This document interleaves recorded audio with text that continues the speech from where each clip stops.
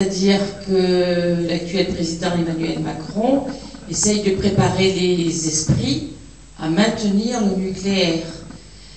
C'est-à-dire qu'ils veulent absolument démarrer le PR de Flamanville pour ensuite enchaîner la construction de nouveaux EPR. Ils en ont promis 3 EPR en Normandie, un 4e encore à Flamanville et 2 autres à Penly. Donc ils s'entêtent dans une folie que Nicolas Hulot, lors de sa démission en août, a reconnue. Il a dit c'est une folie, techniquement, économiquement, mais à tout niveau. On voit bien, moralement, sanitairement, c'est un naufrage.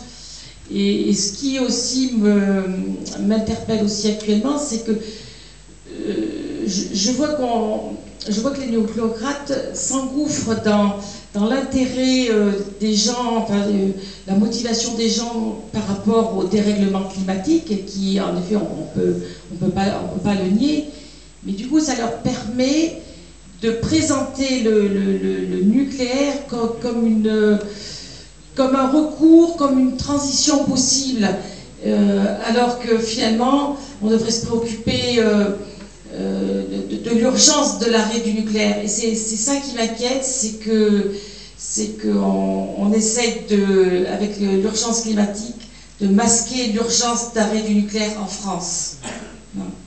Et on fait passer l'électricité nucléaire pour une électricité décarbonée.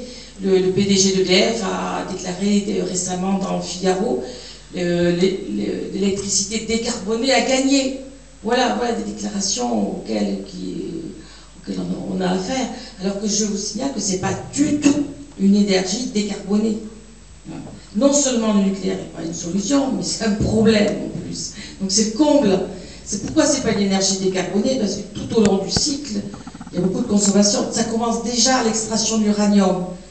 Notre uranium, il vient actuellement du Niger. On a eu en France, on en a eu 250 mines, qui nous ont laissé d'ailleurs plus de 200 tonnes de résidus ou de stériles, mais des stériles radioactifs, hein, le terme est trompeur, stériles, que vous trouvez même dans vos chemins en Bretagne, en Morbihan, dans le Trégor.